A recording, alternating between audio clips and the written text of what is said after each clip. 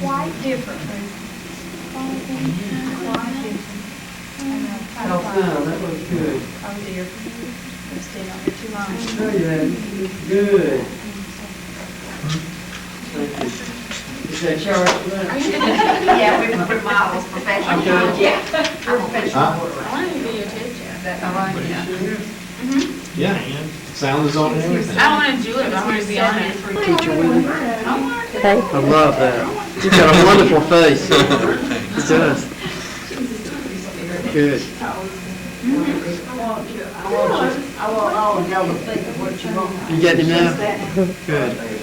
And then I'm gonna come up and shake hands with him, okay, so we can practice that. I'm practicing. It's so good to see you. Well, hello, everyone. I'll stand down here. Great, Yeah. and I love, this is my nephew's work. This is Wade Childress, and then this over here, excuse my back, That's is a all right. watermelon seed by my sister, Carlton Childress. And he said that you like that. I love that one. Good, I'm so happy. Great. Okay. Mildred Wilcox. She's the daughter of Mrs. Huie, who is our guest artist. What was I gonna say? She's going to do the demonstration. She is. But she's the, both of these ladies are the source of our exhibition.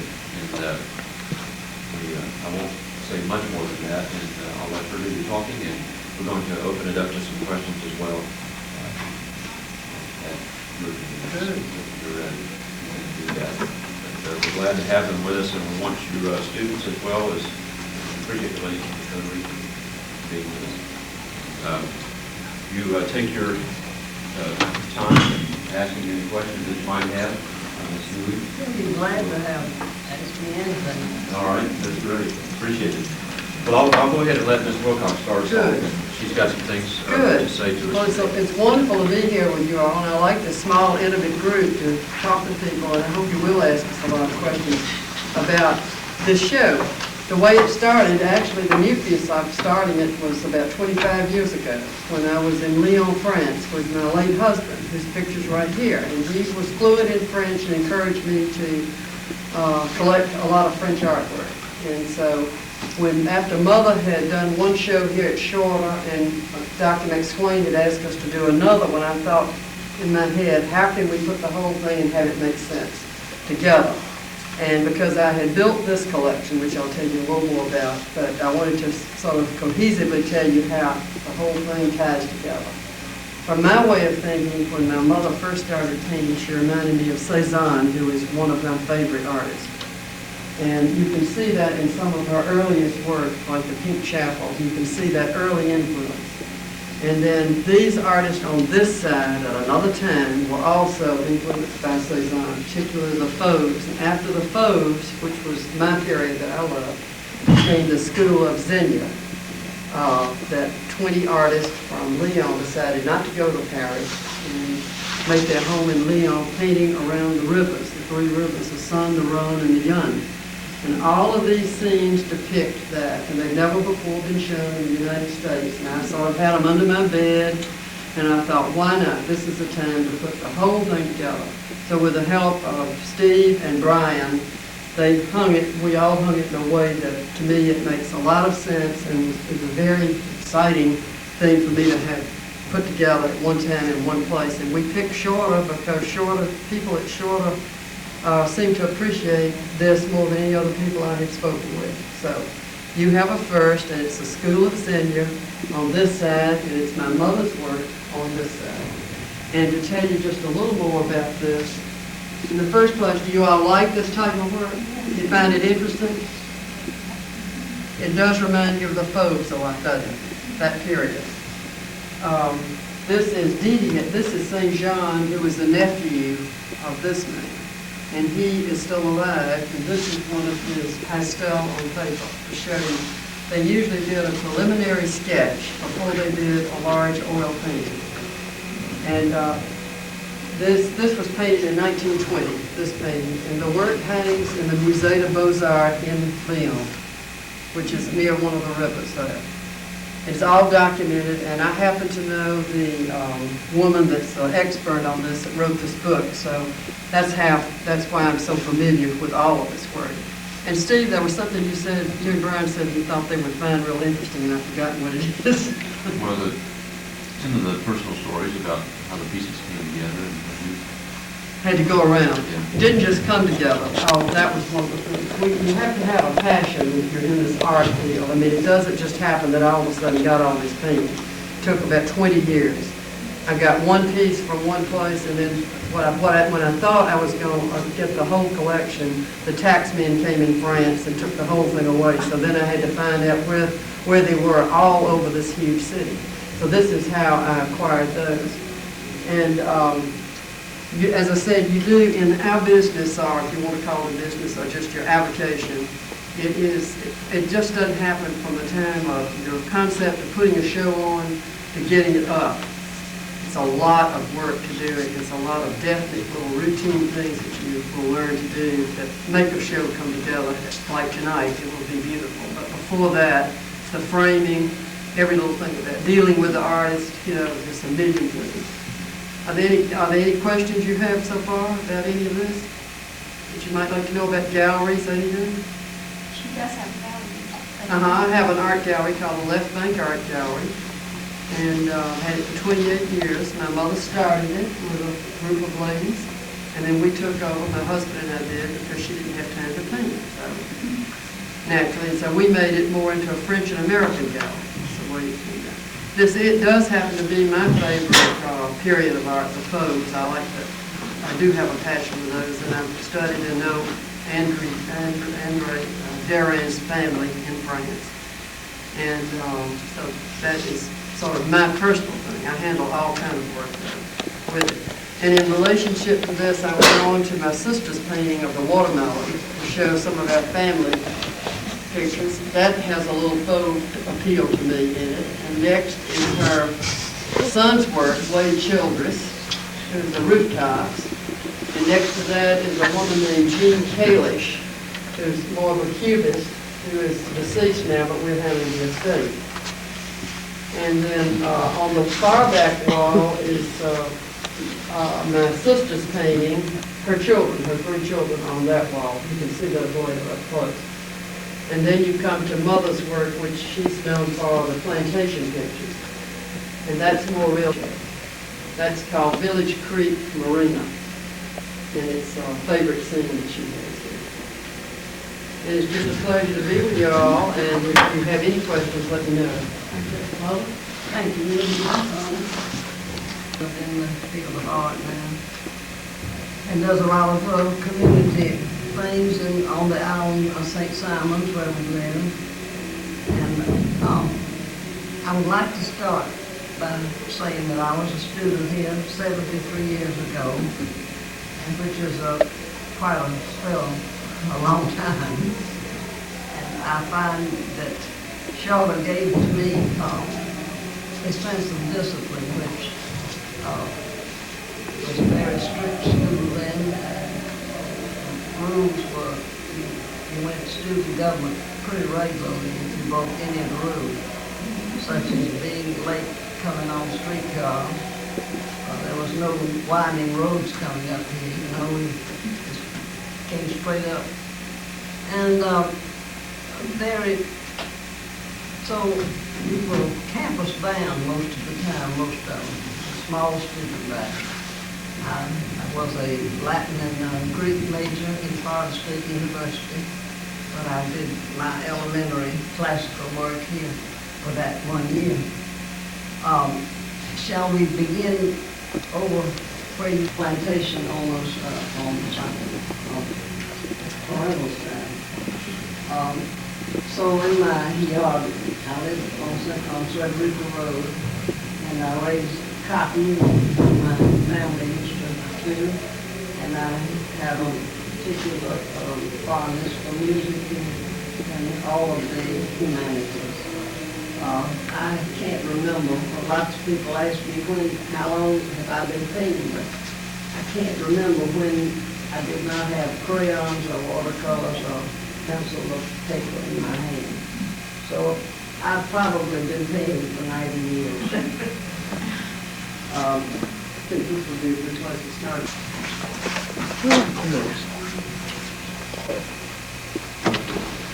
Okay.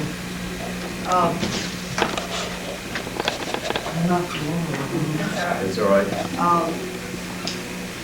This is my most favorite ruin that is not there anymore. I have a commitment most of my life to preserve on visually canvas and watercolor, oil and drawing, the landmarks that I began to see many years ago would be coming down.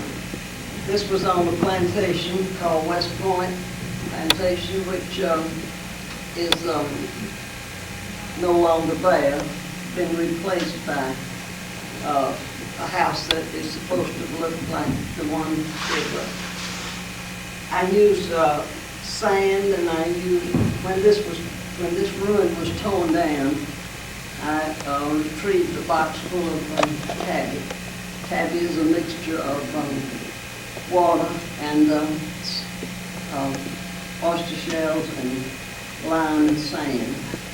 Old folk found the Indians were using that to chink their teepees when he founded St. Simon's Island in 1736. So this painting has some of the tabby that was in this building after it was torn down. If you come to the island now and you go down to where the Pink Chapel is, the building that's there is not the real thing. Well, can I tell them something else about this? Yeah. Years old, this painting. And I retrieved it. Somebody wanted to exchange it for one of her new ones. I haven't even told her because I didn't want to upset her. But I didn't want them to, I wasn't going to let them do that, but I said, no, I'll just take it back. I'll get it back from you. So I'm happy to have this because it shows an earlier style of the work. Using painting wet on wet, spraying with retouch varnish and your left hand and either scrubbing it with your hand. I paint sometimes with my fingers or my whole hand or with stuffy brushes or whatever will get the job done. Let's go over Jenny. This is a great house there that called Great Deal Inn. And I think it was about 25 years ago that I called Mrs. Ferguson, who was a Carnegie and owned this building. The family still owns it. May I say something? That's for John Kennedy Jr. Yeah, they know it. Y'all know that? Well, I thought That's all right. They know what? John.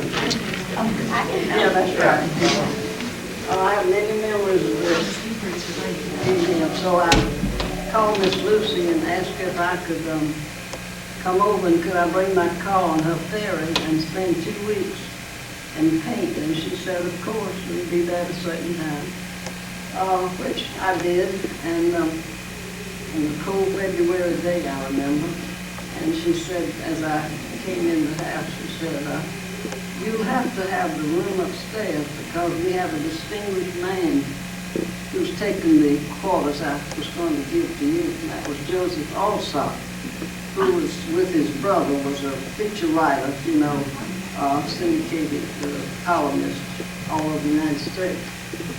Well, he and I were there, just the two of us, for 2 weeks. He was a real bore. On an alcoholic being That would be careful. That's all right. He was very non-communicating. And he said right off, you know, that he didn't care to be talked to very much. On the European diet of drinking water and boiled fish and strange things like that.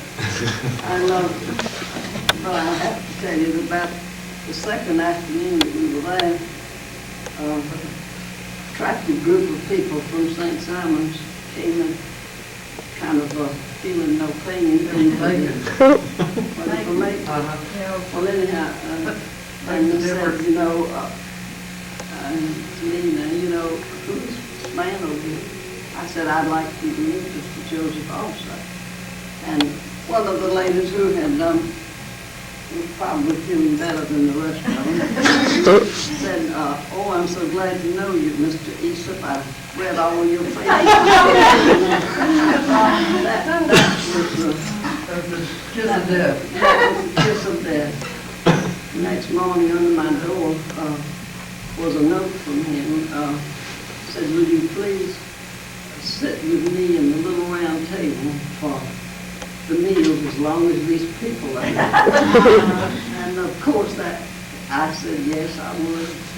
And that was also terrible because, you know, you're in close quarters and it's a cold February day and you're only one floor in the house and you see people and there was just no togetherness with these people that made fun every time I saw him speak to him.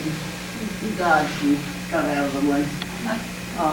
This was also done with spraying and painting. That's where the Kennedy boy was married with. That's your Monet's. That's my Monet's.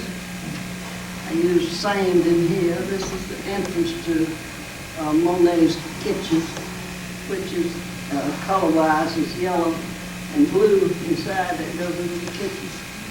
Have any of you been through Jiminy? I missed it last year because it was closed. Oh, Yeah. Well, it's just the most beautiful spot I've ever seen. I'm talking about it. It's always been my favorite. And there again, I use sand in the texture. this is one of Mother's favorites. This she did after a trip, but when I took her to Monet's garden, she painted there. She came back and did this. I was painted on Dunbar Creek, which is a creek that runs off of Frederica Road. That's also the backwater, back of the stables on St. Simon, where I have a photograph here where if you read some of your history, black people jumped into the water on the last slave ship that came from Ebo, and we call it Ebo Land, back of the stable. But you know, you art students, how many are painting in art? Are you all painters in this class?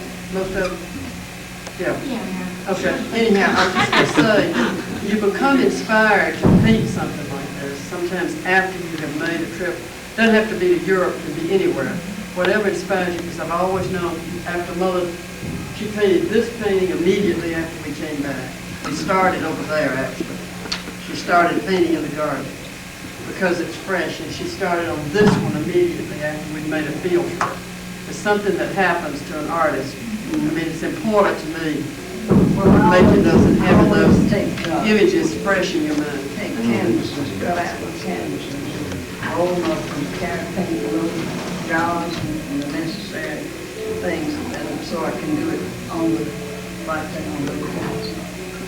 These are the I paint most everything that I paint now is around Sea Island. I don't see any need to go anywhere else or field gardens. or corners or every part of it. I teach for past 28 years. I'm an art teacher for the guests of the forest. And in the winter, this will be the 29th year, I believe, for talking to the guests of the forest, every Saturday afternoon, which I'll start on the 15th of November. When she can't teach, she calls me if she has to go out of town. And a lot of people have complained that they don't like me as well as they like Mother. Now, Mildred has always been my stand-in for everything in my life. In 1940, I was in the radio and television business in Albany, Georgia, which was my home. And I don't know, Mildred might have been 13 or 14, but I had other children. And I would say, I have a broadcast now that I do every morning, Mildred. You go down and do it at the little house. And so she's been my other self.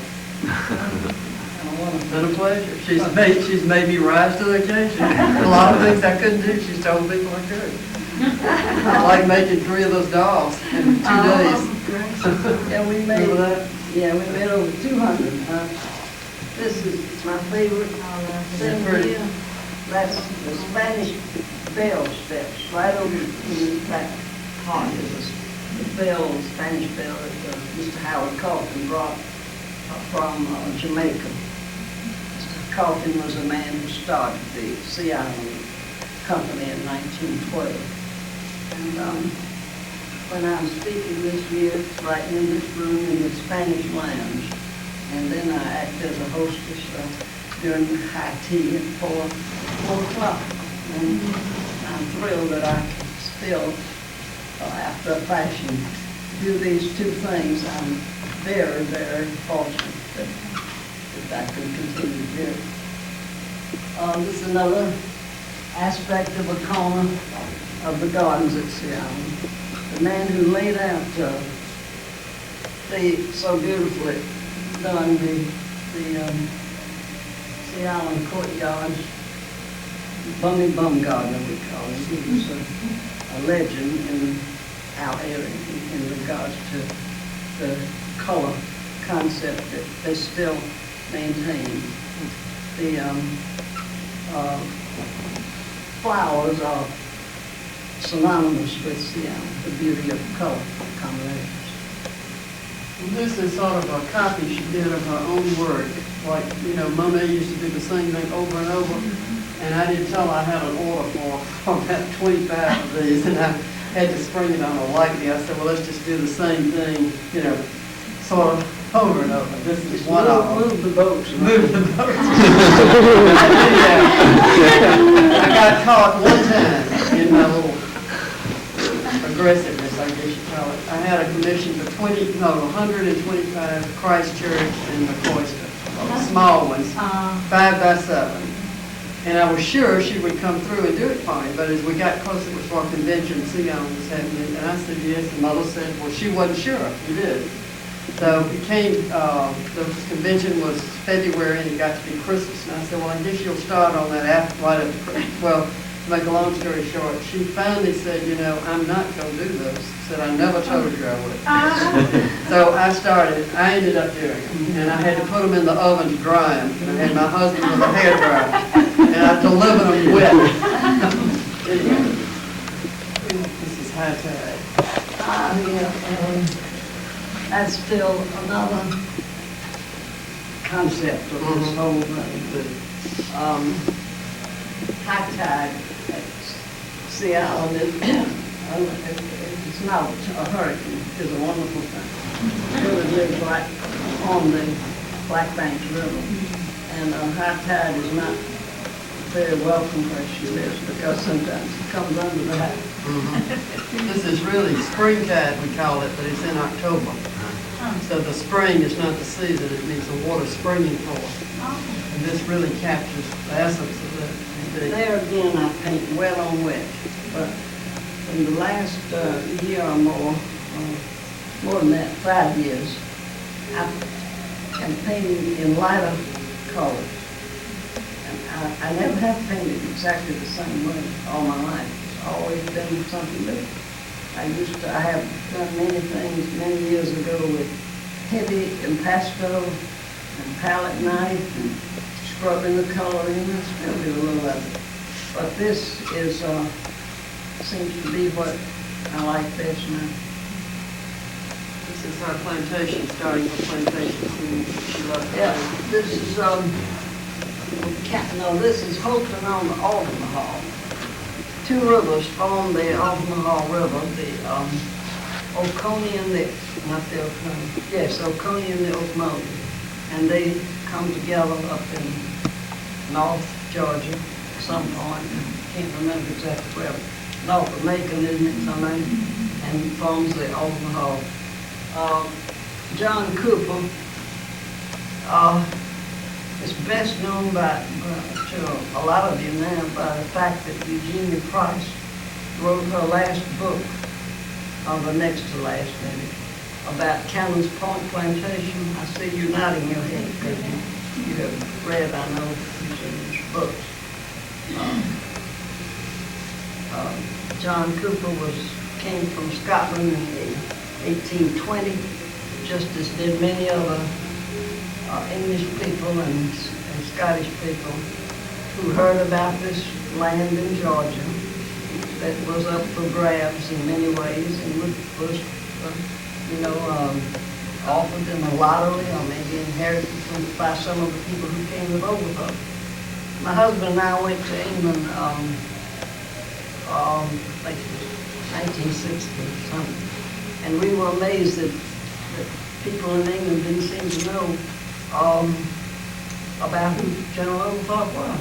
And all we could find out, and it puzzled me, and after he passed away, I decided that I would go back to England at some point.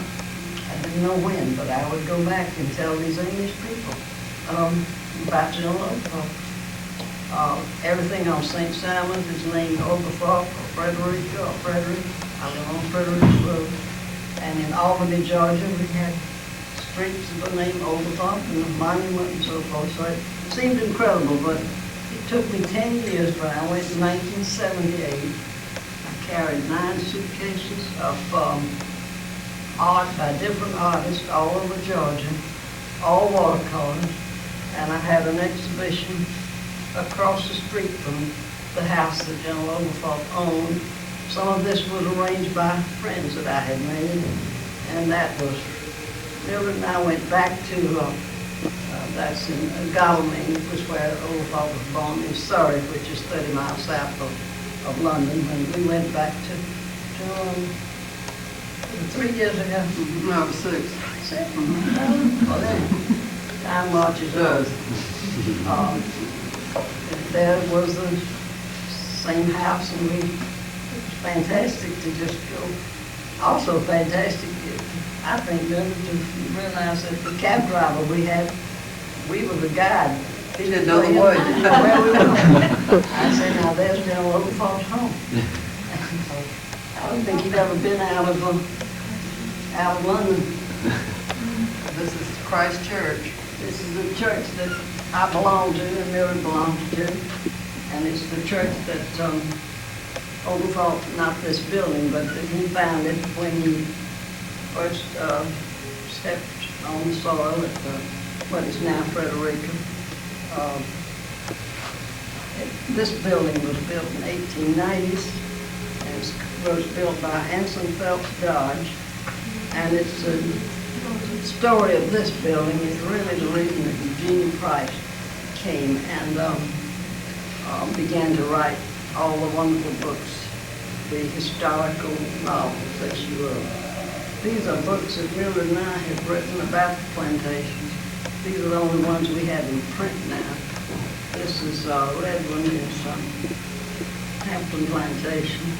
The lady over there is Fanny Campbell. Fanny Campbell, who lived at short time, just about 3 months at Hampton Plantation. If you are familiar with any of your history where we live, you'll know what I'm talking about, but if not, I'll be happy for you to ask me some questions, try to answer. Before you leave Christ Church, I'd like for the artist in here to, this is something interesting from a gallery point of view, or gallery owner's point of view. When Mother's